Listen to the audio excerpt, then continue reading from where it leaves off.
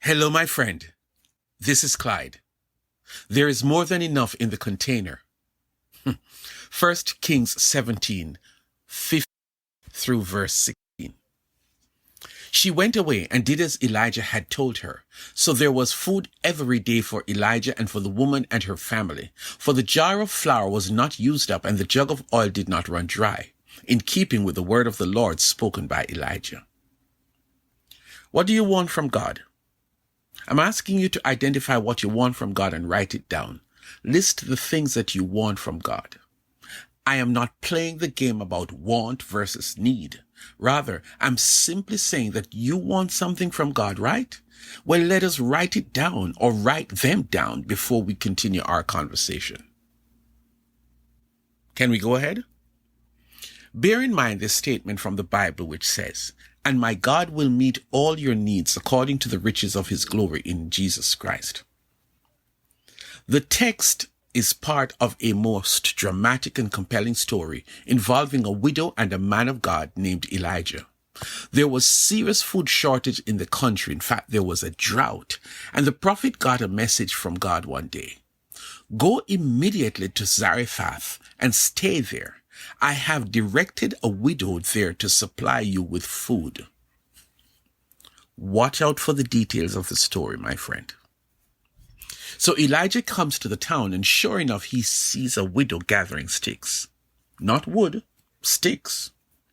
This doesn't look good. Anyway, Elijah asked her for some drinking water, and as she stepped off to get the water, he added, "And bring me, please, a piece of bread." God told him that the widow would supply him with food, but this widow seemed like she was not quite the right widow. Why did Elijah ask for water and a piece of bread? Why didn't he have faith and ask for a steak dinner with lots of grains and vegetables and wine? Bread and water? I don't know, man. But it gets more dramatic. She tells him that she does not have bread, but that all she has was a handful of flour in a jar and a little olive oil in the jug. "I'm out here getting some sticks to go home and make a meal with all that I have for me and my son, and that's it. We will just starve to death." Things really look grim, doesn't it? But think again. If God told him that a widow would supply him with food, and here is this widow with just enough to make a last meal for her and her child, then you would think he needs to go find another widow, right?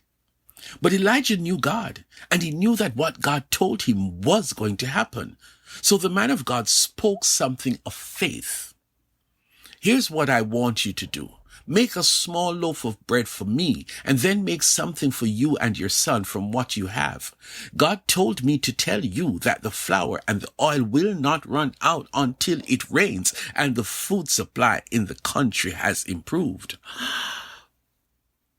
Please, before you say another word, go back to the statement earlier about God supplying all your needs. There is something about God that we must never forget. If God says it, then it is going to happen. God does not lie. God does not make mistakes. God is not wishy-washy. He says it, then it is going to happen. Elijah knew that, and he was now putting his knowledge of God into practice. She went away and did as Elijah had told her. When God tells you something, believe him fully. No place for doubt. So there was food every day for Elijah and for the woman and her family. The man of God had told her that this is what was going to happen. And it sure did. For the jar of flour was not used up and the jug of oil did not run dry, in keeping with the word of the Lord spoken by Elijah.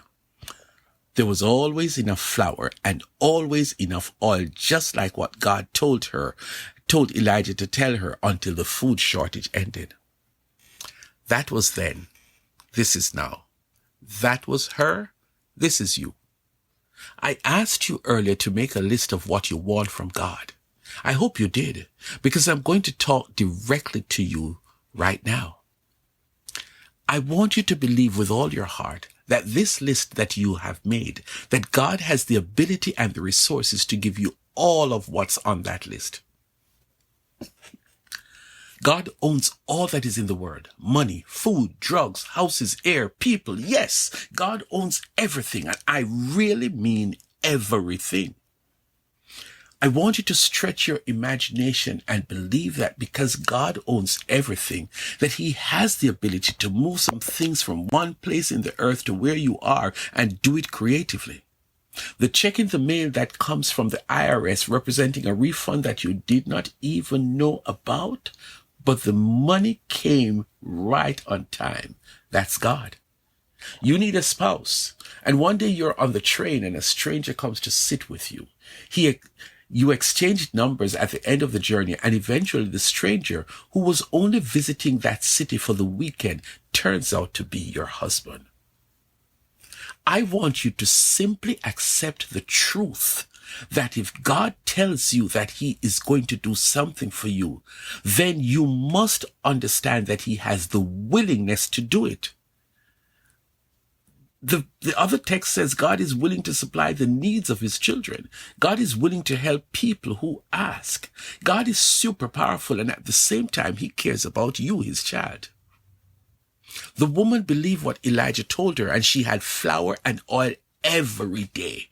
Her jar of flour and her jug of oil had more than enough every day. God showed off his love and his grace and his power one more time.